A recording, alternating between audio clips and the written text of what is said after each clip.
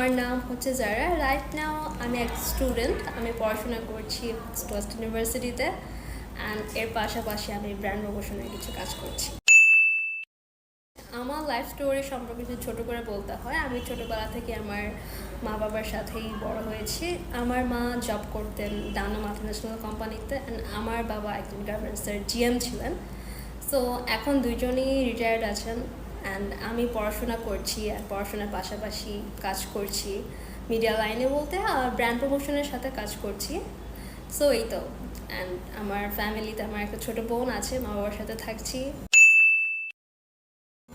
এখন আসলে সত্যি বলতে দিনকাল খুবই ব্যস্ততার মধ্যে কাটছে, কারণ হচ্ছে আমি তো স্টুডেন্ট। সো যেহেতু প্রাইভেট ইউনিভার্সিটিতে পড়াশোনা করছি, সো এইটার তো অনেক প্রেশার থাকে, কোনো ক্লাস মিস দেওয়ার চান্স নেই, আর আদার্স অ্যাক্টিভিটিসে খুবই স্ট্রিক্ট। পাশাপাশি যেহেতু কাজ করছি, সো কাজের সাথেও সময় মিলিয়ে সাথে পড়াশোনাটা অবশ্যই আমাকে ঠিক রাখতে হবে, যেহেতু আমার মা বাবা দুজনেই একদম হায়ার এডুকেটেড। আমার মা চিটাগং ইউনিভার্সিটির স্টুডেন্ট ছিলেন, অ্যান্ড আমার বাবা জগন্নাথ ইউনিভার্সিটি থেকে পড়াশোনা করেছেন।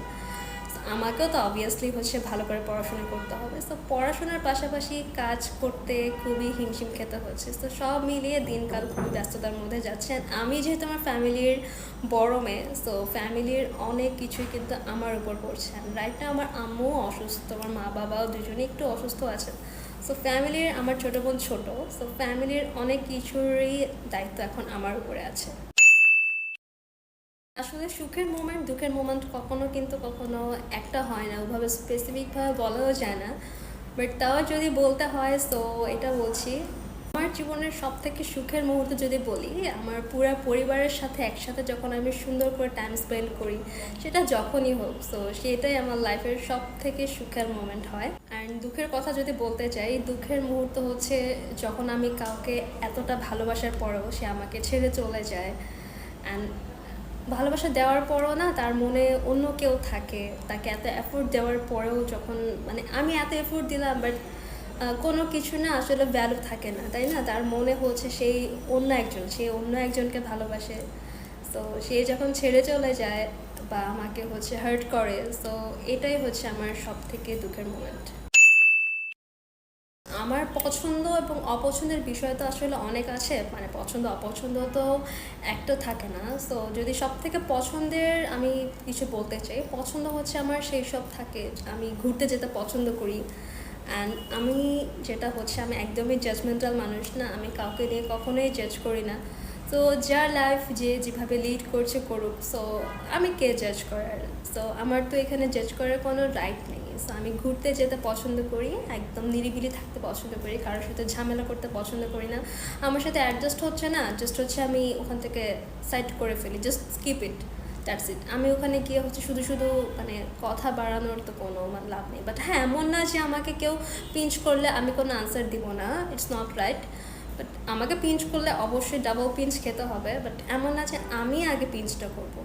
এখন অপছন্দের দিকের কথা বলতে আসি, সো এটা বলতে হয় যে জাজমেন্টাল মানসিকতাটা আমার একদমই মানে অপছন্দ।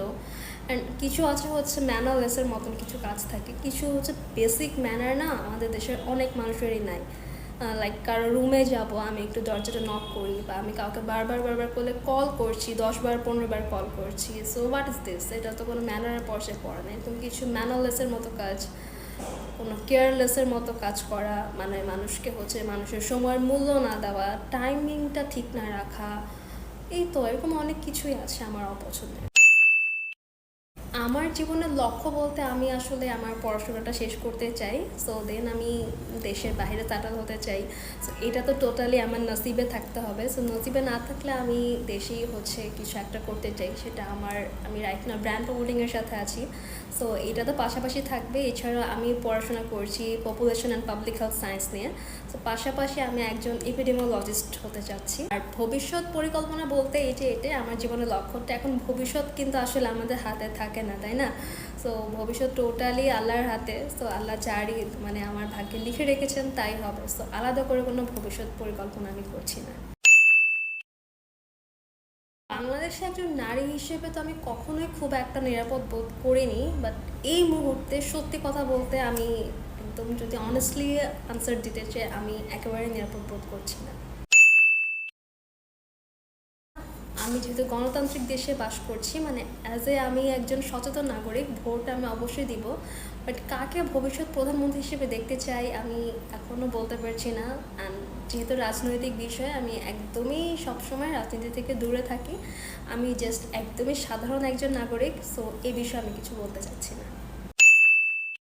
আমি একটা নিরাপদ বাংলাদেশ চাই, একটা গণতান্ত্রিক বাংলাদেশ চাই, যে বাংলাদেশের সবাই সমান অধিকার পাবে, সবাই নিরাপদ বোধ করবে, অ্যান্ড সব হচ্ছে আমাদের মানে নিয়ম শৃঙ্খলা ঠিক থাকবে। সো এইটাই, এছাড়া মানে একদম সুন্দর, নিরাপদ, সুস্থ, গণতান্ত্রিক একটা বাংলাদেশ চাই।